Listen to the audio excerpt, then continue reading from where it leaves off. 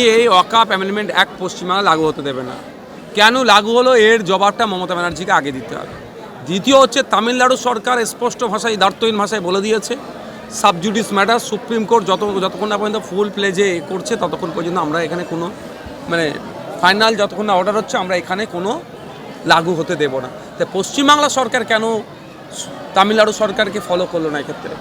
বিজেপিকে তলে তলে সুযোগ করে দিচ্ছে এই রাজ্য সরকার। দ্বিতীয় হচ্ছে আর স্বল্প সময় 6 মাস আগে কিরণ রিজিজু এইটার ওয়েবসাইটের এই বিষয়টা নিয়ে করেছে। তখন থেকে যদি এদের এতই পাপ থাকতো তাহলে তখন থেকে এটা প্রিপারেশান নিতে পারত। এখন যত শেষের দিকে আসবে দেখবেন ওয়েবসাইট তত ডাউন স্লো চলবে। ইচ্ছাকৃতভাবে এটা করাই কি বা টেকনিক্যাল পার্ট আমার জানা নাই, কিন্তু তাহলে এই অস্বল্প সময় কীভাবে হবে? এটা এক্সটেন্ড করতে হবে, 1 বছর টাইম দিতে হবে, সাথে সাথে সরলীকরণ করতে হবে এবং যেটা ওয়াক বাই ইউজার আছে সেগুলোকে ওয়াকফ বোর্ড অফ ওয়েস্ট বেঙ্গলকে ইসি নাম্বার দিয়ে ইনক্লুড করতে হবে। এই প্রাথমিক স্তরে আমাদের এই কটা দাবি, মমতা ব্যানার্জিকে এই দাবি মানতে হবে, অন্যথায় দ্বিচারিতার জবাব কিন্তু আমরা ছেড়ে কথা বলবো না গণতান্ত্রিক প্রক্রিয়াতে। ভাঙর রক্তপাতের ভাঙর নয়, রক্তদানের ভাঙর হয়ে ওঠো, সেই ডাকে সাড়া দিয়ে ভাঙরের মানুষজন ব্যাপকভাবে এগিয়ে এসছে। আমি যখন বক্তব্য শেষ করি 775 জন রক্তযোদ্ধা রক্ত দিয়েছে। এবার আপনি বলছেন এই গ্রামে কিছু মানুষ আছে তার বদলাম, কিছু মানুষ আছে, বাকি মানুষ তো ভালো মানুষ।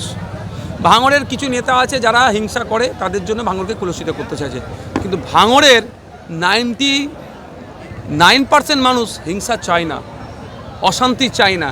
1% রাজনৈতিক কারবারি যারা আছে তারা ভাঙরকে কলুষিত করতে চাইছে। ঠিক একইভাবে কে কোন গ্রামে বসবাস করে তার কত নাম ভালো কত নাম খারাপ সেটা দেখার প্রয়োজন নেই। আমি ভাঙরের বিধায়ক, ভাঙরের মানুষ আমাকে ভরসা করে ভোটে জিতিয়েছে। ভাঙরের যাতে সুনাম থাকে তার চেষ্টা আমি বারবার করি। অনেক ক্ষেত্রে দেখবেন অনেক বিষয়ে ভাঙরকে নিয়ে অনেক প্রশ্ন হলো আমি এড়িয়ে যাই, কারণ হয়তো সে কথা আমি বললার পরে দেখবেন বিশালভাবে খবর হবে, দিনের শেষে ভাঙরের বদনাম হবে। এই রক্তদানে বাধা এই অঞ্চলে একেবারে নয়দাপাড়ার দিকে একাধিক মানুষকে আসতে বাধা এবং কালকে রাতে গিয়ে হুমকি দেওয়া হয়েছে, তারপরেও মানুষের আপনাদের যে একেবারে টার্গেট ছিল টার্গেট সাকসেসফুল, কী বলবেন?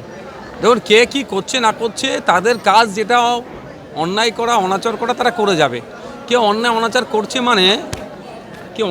করছে মানে আমাকে আমার কাছ থেকে বিরত থাকতে হবে এরকম ব্যাপার নয়, আমাকে আমার মতো করতে হবে।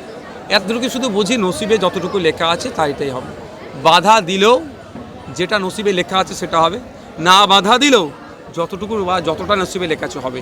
মধ্যিখান থেকে যারা নোংরামি করছে তারা সমাজের কাছে এক্সপোজ হচ্ছে, সাধারণ মানুষ তাদেরকে ঘৃণা করছে। তাদের নাম জানা যাচ্ছে শওকত ঘনিষ্ঠ, যেভাবে ভাঙড়ে ওসব বাদ দেন, ওর নাম বাদ দেন, ভালো লাগে না। অন্য কারো কত কথা বলুন তো। রক্তদানে বাধা আসছে কি বলবেন বারংবার ভাঙড় বিধানসভাতে? সেটা শাসকের কালচারে পরিণত হয়েছে, এই কালচারের জবাব বাংলার মানুষ দেবে। ক্ষেত্রে অভিযোগ আসছে যে লিঙ্কের সার্ভার ডাউন হয়ে যাচ্ছে। প্রথম কথা হচ্ছে মমতা ব্যানার্জি কী কথা বলেছিল, যে তিনি